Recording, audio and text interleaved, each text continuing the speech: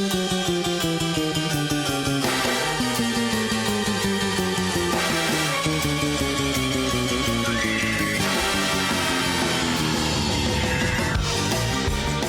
a flask, take your trousers off in the front seat and relax with Jools and Jim and their Joyride.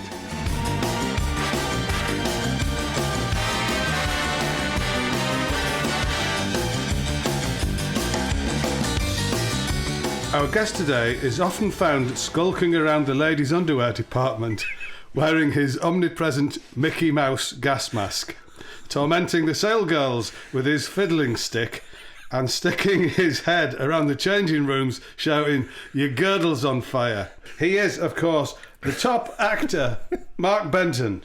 Oh, marvellous That's me. to have you here.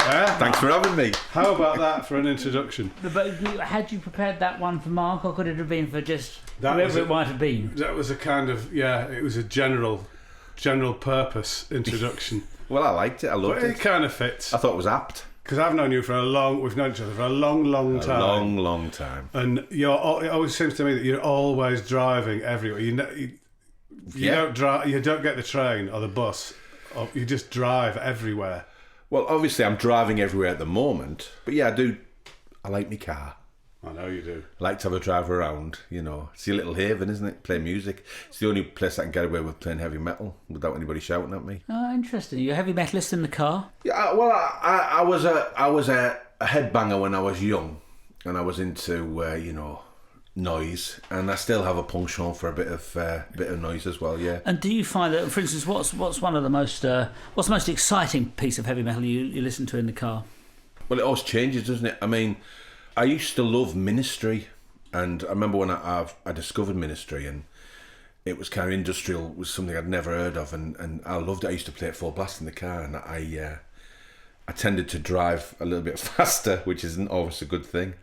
Exactly, that's what I wondered. If you hear certainly exciting music, does it make you drive that little bit more aggressively, a little bit more I think it did, yeah. I mean, I think it did. I mean, obviously I'm an old codger now, so I've calmed down, but I just used to love it. I mean, I think, when I remember when I was young, there was a guy called Mad Mick, and I remember we sold him some, we got some herbal cigarettes and took the insides out of herbal cigarettes and some flour, and we told him it was drugs. And Mad Mick fell for it. We got a tenner off him, I think, for it. but I wasn't there, and I remember he took a little bit of flour. I think he must have ate a little bit of flour or something, and he started talking about green men and all this kind of stuff. Well, he hadn't. So in other words, he had nothing to change his senses or perceptions whatsoever. No, it was literally flour. Because you told him that's what it was, and he paid for it. He became. He was going to get the most out of it. But I remember him saying, all the lads were going, all he kept saying was, Ben, he's just a poser, isn't he? He's a poser. Because at the time I think I'd got into level 42 or something, and I was out with the gang then. So Mad Mick hated me. So heavy metal. Now just think about this, like metal and Ministry and stuff, and industrial metal and stuff like that. Because you grew up in Dormanstown. No, Grangetown. Yeah. Which is in Middlesbrough. No, Middlesbrough. Oh. But that's very industrial, isn't it? Yeah, I mean, I lived right between ICI and British Steel, basically. I mean, we were the last little town. I mean, it was sort of the roughest council estate in Cleveland where I grew up, But they've got those. I remember walking along the beach there, and you can see through huge doors like massive plumes of fire. Yeah. Where they're melting things. You mean like whether subconsciously that affected my... Well, they say that, don't they? Say, Black Sabbath and people like that who've grown up in Birmingham and hearing the banging of industry, suggested heavy metal. So was it the same with you?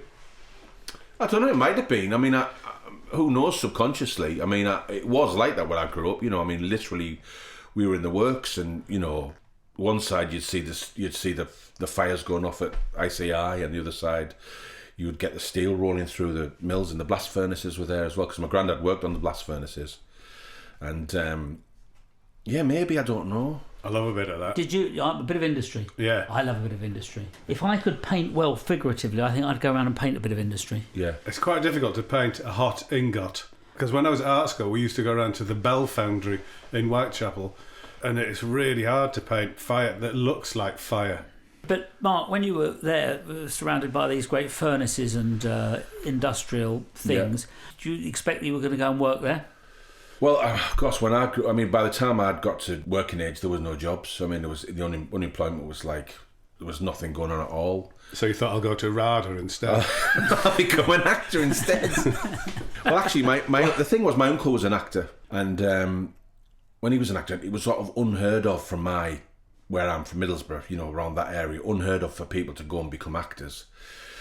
And he headed off, and I remember, I must have been sort of 8, 9, and he used to come back during the summer holidays, and he used to bring people back with him. His best friend at drama school was Michael Beck, and I'd look up to them and I'd be like, oh my God, I really want to be like you. I went to see my uncle in a place called Colne, and you know, this bizarre play, people with masks on and stuff, but I just remember thinking, oh, I want to do this. What was your uncle's name? His real name was Johnny Benton, but his acting name was Michael Gunn. But he was a bit of a hero man, really, and he was a great man, and I wanted to be like him, and then it just stuck, and then I was in a band, and I was acting, and it was always, which one am I going to try and become an actor, or try and make it with a band? Did you go around, did you do any gigs? We did, and we started off as a heavy metal band called Stallion, with a Y, which I'm very proud of. Where was the Y? I came up with that name. Where was the Y? Stallion. See? Oh, nice, Stallion. Do you know what I'm saying? Nice. And who were you in Stallion? I was the guitarist. Yeah. But I use that term loosely. And then we split up and we formed this kind of pop funk band. We used to rehearse in the music room at school, and we didn't have a name, and we were going to do this gig at school. Well, I say a gig, it was like play 3 songs in the second half of a kind of mishmash of things from the school. And there was a poster on the wall for makeup, and it said Face Moods on it. So we just went, let's call ourselves Face Moods. But sadly, our wonderful, he was a brilliant bassist. He's a very talented lad, but he had unfortunately tried to hold up a corner shop with a plastic gun, and he got put on a curfew. So that was it. The band was over. Musical differences. But it's interesting when people want to be in bands at that age. Everybody wants to be the guitar player or the drummer or the lead singer. Nobody wants to be the roadie or the accountant or the and all of that. That's a good one to want to be, though, an accountant. Yes. I was in a band in the 70s, and we played at a place in Stockton, and the woman who ran the place said, if you don't do any Elvis, they're going to kick off. And we said, well, we don't do that, we don't know any, we won't be doing that. She said, you better. And we didn't. She stopped us after 3 songs. So are you going to do any Elvis? Because they're all getting itchy out there. And we said, no, it's not doing it. And then it did actually all kick off. There was people started fighting each other with pool cues.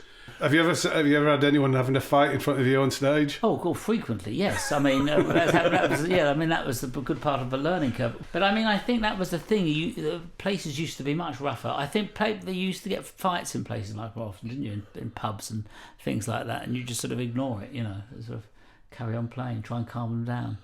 Did you ever feel in danger for your life? No, although I did once. We played in one time. We were on tour with the Tubes, and we were opening for them. This group, the Tubes, who were kind of great.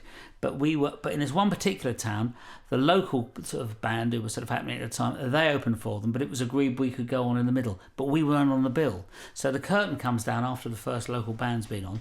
Then the curtain comes up, and all the audience, it's a big theatre, are expecting the Tubes, but instead it's us. So the hooray turns to as if they realise they got us for half an hour now, and it just went from bad to worse. And in the end, they just hated us, and they were booing, and they were chucking things at us.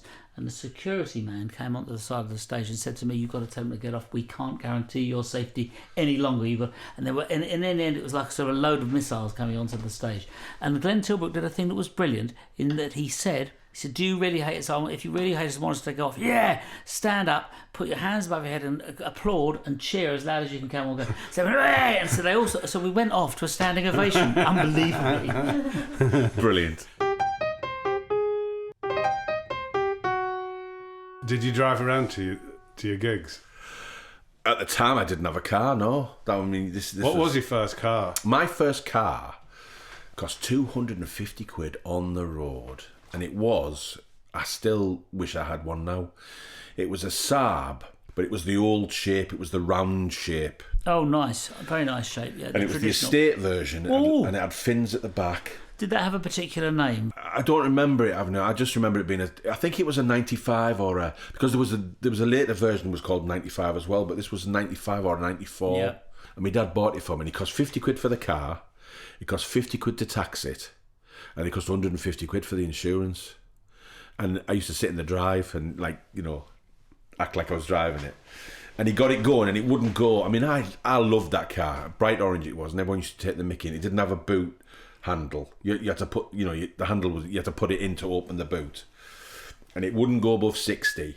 But it was great, and I used to think it was really cool because it had this thing called freewheel hub, which was like, if you put this freewheel hub on, it's basically like going in neutral down the hill. So every time you went down the hill and took your foot off, it would sort of just glide down the hill.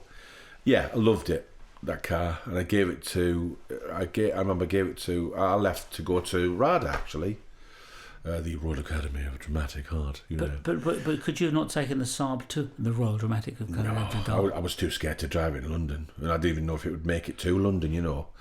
But I remember what sort of journeys had you been going on it then? Just local? Just local, yeah. How far would you go?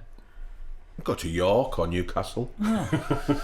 Well, I remember when I was probably about 9, I used to think, when I grow up, I'm going to get a Jensen Interceptor. That was my dream car. Yeah. And then looking back on it, I think, I wouldn't be seen dead in one of them now. I used to think they were really good looking, but they're quite weird, ugly things, I think, now. Well, I remember the cars I remember my dad had, he had a Westminster. Oh, I had one of those recently. Which Lovely. was a big, you know, lovely, beautiful. And my biggest memory of the Westminster was, I remember we left my auntie's once, and of course there were no seatbelts then, and I just was messing around. I must have been 5 maybe, or I literally rolled out of the back door or down the road. I opened the back door and just rolled out. We were talking to Imelda May, and the same thing happened with her when her sister rolled out of the back door of it. Yes. So there's a trend appearing here. Yes. But in the old days, it was perfectly acceptable if you were a bit too bored of a child to get them to just, put them in the back of the car, take them for a journey, leave the back door slightly open in the hope that they might roll out. Yeah. So you rolled out down the road. Yeah, rolled for quite a while apparently. Had a big scratch on my head. Oh dear, that sounds horrid. What sort of speed were you doing? Probably 70, 80. 120. Around the corner.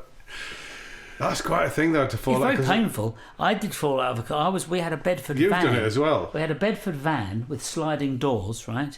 And which we bought for 15 quid. Well, I managed to get it for squeeze. They didn't seem very pleased with it, but I was very pleased. Anyway, and somehow this roadie we had was driving it. I was in and he said, "Can you just check out the back, make sure that there's no mirror on the passenger side?" I slid back the door as he's just gently going along, leant out the door, looked behind and shouted, "Yep, you're all clear," at which he turns right, propelling me out of the van to the left straight onto the road. I had to lay in the back of the van for quite a while. But it's the same sort of thing, you know. Yeah. I think, but nowadays, I think the modern door doesn't allow that so easily. No. No, I'm the only one who hasn't flown out of a door yet. But I remember it was like a tank. It was like, I mean, I know I was only small, but, you know, in your memory. It was a big brute of a car. Was it black? No, he painted it, I think, or my mum painted it, hand painted it, I believe. What colour? Blue and cream, I think it was. Hand painted blue and cream, Austin, Westminster. They might say to me I'm wrong. My dad and my sister might say you're wrong. What did they paint it with? Emulsion? Dulux? Probably. Gloss. Dulux gloss. Yeah. I had an Austin A110 Westminster, and I loved it. The smell of it I loved. I mean, it was just like being a sort of senior police officer. You needed a pair of gloves. And in all of the things you saw, the TV things like sort of Gideon's Well, whatever, these policemen would be piling into the Austin Westminster and sort of chasing after the villains. But in reality, I can't see how they ever caught anybody. I'm amazed anybody who has ever apprehended with an Austin Westminster. Yeah, it was massive. Massive, very slow. Well, he had that. Then he had a Cambridge. Oh, yes. Well, there's a smaller model variant, of course. Cambridge Estate. I had a Austin Cambridge. And me and my friend, we bought it for 50 quid. And we drove to Aylesbury, and there was Lindisfarne were on in concert there. So we went round the back and saw the roadies hanging around the back and said, "We're friends of the group so can we go in and wait for him in the dressing room? And they let us in. So we just then found a crate of Newcastle Brown Ale, just walked out with it. Lindisfarne's own special. And sat in our Austin Cambridge and drank it all and slept in it overnight. Why did they come up with names like that, I wonder? Cambridge, Westminster. Austin, Somerset is the car that I buried in the field because it went wrong all the time. It was never right. So was it like revenge? It was kind of like, it's such a lovely thing. I want to keep it forever, so I'll bury it in the field. So it's there as a monument. Oh, like the ant farm, you know those people? Have you heard of those? I don't know. The ant farm, they're an artists in California. There's two things I know they do. One is they do a reenactment once a year of the assassination of Paul Kennedy with the car and everything, because they've got all the cars. And the other thing they've done is in the desert, they got like sort of maybe 10 or 15 Cadillacs and buried them nose in the so 19 it goes from 1950, 51, 50 or something like this, 1950 to 51, 52, 53, 54, 55, 56, 57, 58, 59, etc. Because as you go along, the fins get bigger and bigger and bigger because they get and they're all stuck out of the ground, and they're all stuck at an angle behind one another with the noses buried in the ground. Yeah. Well, that was what I did with mine. It was sticking with its nose out of the ground. And the fellow who I got to dig the hole, he was having his breakfast was 8 tins of lager. Sounds like a reliable fellow.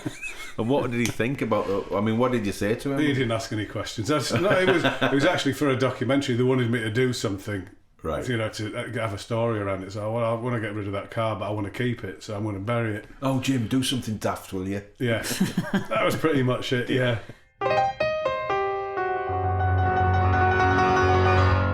When I had my Austin Cambridge, I used to like dressing the part, and I like that idea of dressing the part if you're going out in a particular vehicle. I had a Rolls-Royce Silver Cloud, and so I always like to imagine myself on a Saturday morning in a sports jacket with a polo neck going to the golf club. So I put a polo neck on the spot. I mean, I never went to a golf club, but I imagined that's what somebody in Esher would do in this Rolls-Royce. Yeah, and you could drive there and hang around and hope that you might make some friends. Yeah, I'd have a gin and bitter lemon and have a cigaretto.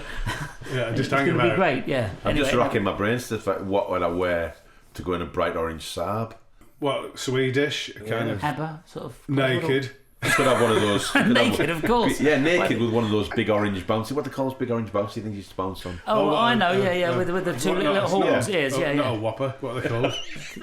Space hopper. Thank you. Molly, our producer, has reminded us that it is a space hopper. Now, there's a form of transport we haven't discussed. Did you ever have a space hopper? We did have a space hopper, actually, I think. But I think...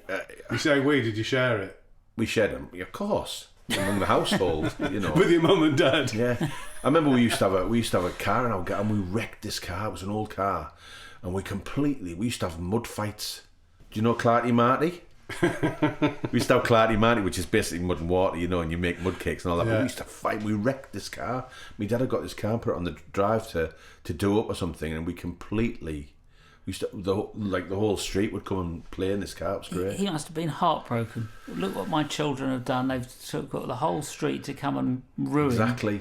He's still not talking to me now, bless him. Talking about clothes, I put this jacket on today, this tweed jacket, which I haven't had on. Can I just describe it to the listeners? Yeah. It's a delightful colour. So how would you? What colour would you describe that as, Mark? Like a russet. Russet. It's a russet. I'd call it a russet colour. Yeah. Tweed, thick, heavy tweed jacket. Yeah. Nice. Beautifully cut, like a 1930s well-dressed farmer. And the fellow who made the tailor, it was a fellow in Harris. He said, you can always tell. He says, if you go into an old Oxfam and you see an old tweed jacket, he says, have a sniff of it. If it was made before, I think it was 1967, they used to cure the tweed with sheep piss. So he said, if it smells of sheep piss, it's a good one. You can age it. So I thought you could say it smells of sheep piss. It's a really good one, and I happen to have one that smells of sheep piss. It costs a bit more than the others, but you should have it. Yeah. Anyway, so I haven't worn that for about 10 years, and I always like what you can find in your pockets of a jacket that you haven't worn for a long time. And in my pockets was this, which why don't you describe what I found in my pocket? Well, I would describe it's a miniature Cross and Blackwell cream of celery soup can is how I would describe it. What sort of how Made would you of describe tin. it? Made of tin. I don't know where I got it from or why it was in my pocket. Yes, it's a tiny can of soup, celery soup. It's the size of your thumb, in great condition. Does it open? I've not tried. And it's quite Oh no! Was there something awesome? Do you see that? Some like spores came out of it. yes. I breathed them in. Yeah, Yes. you know, you could have breathed in an ancient disease from a Victorian. Celery's disease from celery soup. Yes, Did it celery, actually yeah. come out? Did you see? Yes, I saw. something? Yes, yeah, and I think it was probably from a 1950s doll's house. But Okay. all of the dolls will be dead, so that's like a haunted doll's house that you've And got that was the from. ghost of the dolls. What I think it is, Came out. Jools, is I think he's got me under false pretenses. He wants to get rid of me, so he Yeah. made me open the soup so that I'll expire. And now, a message from our sponsors. I've got a problem. Yes. I'm always getting out of my car, not wearing any knickers, and the paparazzi have a field day. Oh, well, thank goodness you wear trousers. But what if you were a Scotsman? That would be a problem. Not anymore. Now you can save your dignity with this all-weather leather and brass fringed posing pouch. The press will never photograph you again. How wonderful. You've just been to Sicily, haven't you? Yeah, I went to Sicily. I was in a film called Cyrano, which is a musical version of Cyrano de Bergerac. With Peter Dinklage. With Peter Dinklage. Did who you go on a was- plane with him? No, he was amazing. But with the COVID, it was quite a harrowing experience travelling on the plane because, you know, from the moment I walked out of the house, I had the mask on basically, and I don't know about you guys, but after a while it was so claustrophobic, and of course, so I get the car to the airport. I'm in the airport with the mask on. I'm on the plane. When you can't take it off. I mean, like normally every day you go somewhere, you get sick of the mask. You say, I'm just going to step outside for 5 minutes and get a bit of air or something. But of course, you couldn't there. So I remember getting to Sicily, just like it's like a sort of slow motion, ripping this mask off. It's air. But yeah, I've flown quite a bit. I mean, I remember the first sort of big job I did. Was I did a world tour with a theatre company called Cheek by Jowl. We did As You Like It. I remember we went to Japan and we were doing it at the Globe, and There's a globe in Japan. yeah, the Globe's in Tokyo. But we did this. We were doing this play, and I remember Adrian Lester, amazing actor, and Patrick Toomey were on stage doing this scene, and me and another actor, Sam Graham, we would go on in this scene, and he wasn't there. Sam wasn't there, and then it came to our cue, and I stood there thinking, "What do I go on? What should I do?" And then all I can hear is the assistant stage manager going, "Sam Graham, you are off. Sam Graham, you are off." So I ran on stage, and then I made Shakespeare up. I said something like, "My mistress did bid me tell you what love is," and then went into this speech that I did later on in the scene. So I'm doing this speech that I went later on in the scene, and then about 4 lines in, Sam comes sliding on stage, like completely out of breath, shaking, like this, and I'm doing this speech, and then we sort of stop, look at him, and then he starts from the start of the scene again. No, When I've already, given the end away. oh my God. So then we're going through the scene, and I'm thinking, well, what do I do now? Because I'm going to get to my bit, and I've already done it. So I can't remember what I said, but I made Shakespeare up again to get over that bit. The best thing was I looked out, and in Japan you have translators who were sitting sort of at the side in this little booth. I remember looking out when I was making it up, and I remember them seeing them, and they're going, like, flicking the pages, looking at each other, going, "Where's this bit? Where's this bit?" Oh, I tell you. So they're translated for the audience. Yeah, they translate for the audience. Yeah, So they'd have to just to repeat it. So you just blame it on them. exactly. And funny enough, at the time they all had masks on. So the whole they do, yeah. the whole theatre was, they all had masks Well, on. because they did anyway. Pre-COVID masks. Yeah, I mean, I think it's something to do with actors spit or whatever. But yeah, and we toured with that job. I mean, I went everywhere. Brazil we went to, and we were on the Copacabana beach, and we'd gone out to this do. It was British Council do, and it was an all male cast. So someone had said, "Oh, where's the club? Where's the most exciting club? We want, where are the girls and all this." And so we went, "Oh, well, it's here." This guy said, "I'll go there." And we went to this. We were expecting this big glitzy club, and it was this horrible, dive where you go in, and there's, you know, just women walking around and some big bloke in the corner playing with himself, and it was like, it was like, I tell you what it was like. You know those in those 70s movies where the hero gets drugged without knowing, or he takes drugs like, and the lights start flashing and the music goes all funky and it's really, you know. And I remember sitting there like sweating, thinking, oh God, I don't want to be here. And eventually we got out. It was one of those where, you know, it cost no money to get in, but it was like I had a Coke or something, and it cost like, it was $20 for this Coke, you know. It was like, just pay it, let's get out. And then we walked on the beach, and it was like, oh, there's nobody on the beach. Where is everybody? And then these two coppers we walked right across the beach to us. There was about 5 of us, and they had the guns out. And they were like pointing the guns at us. What are you doing? You know what you're doing? And we're like, oh, we're English, we're actors, like this on the beach. We're Shakespeareans. No, Shakespeare actors do Shakespeare like this. What did he say? What was this? Well, he said, empty your pockets, like a bit like you. What's in your pockets? What would they have said if they'd have found that little exactly peas or whatever it is you had? But of course, I got my pockets out, and I had some money in my pocket, and I remember holding the money like that in one of my hands, thinking, "Oh my God, he's going to think I'm trying to bribe him." You know what I mean? Like panicking, because obviously, you know, this is like one of the first times I've been away from home. And you don't want to say, "I'm not trying to bribe you." Exactly. So I'm just panicking like this, and then at the time I smoked. And I remember he started sniffing our fingers because he thought we'd been smoking dope on the beach. That was his thing, I think. Not putting your fingers somewhere in. So he goes, like weird, going like, let me smell your fingers. I'm like, oh, okay. So he's going on, people smelling the fingers, and he comes to me, and he smells my fingers, and then he sort of stops.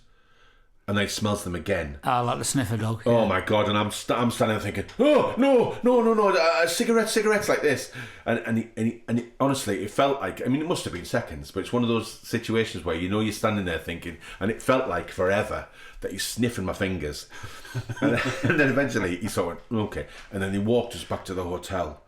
And I tell you, still sniffing your fingers. Well, it was one of the, being that, you know, a lad from the borough, it was an experience I'd never forget, because it was terrifying, and you know, the whole sort of length of that night encapsulated, it was like horror. So yeah, my experience. And this is at the Copacabana. That's where we went on the Copacabana. You know, I can beach, never yeah. say that. I always want to say Copacabana.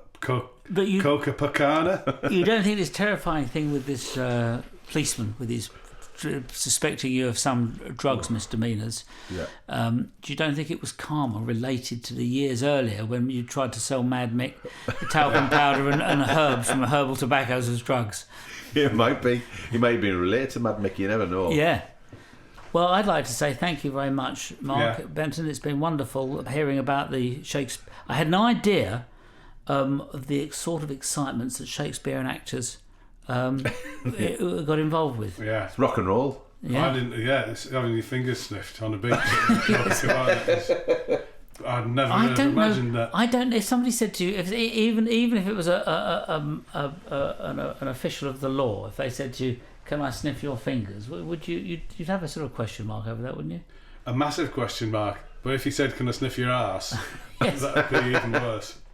Thank you, Benno, for all your attention and stories. Thanks for having me. Yeah, off you go. Bye.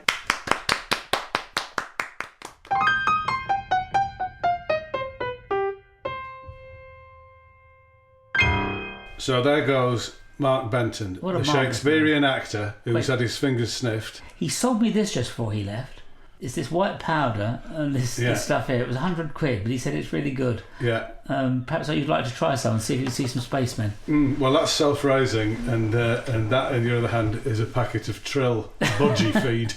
This podcast was produced and edited by Molly Stewart. Sound engineers were James Stewart and George Latham.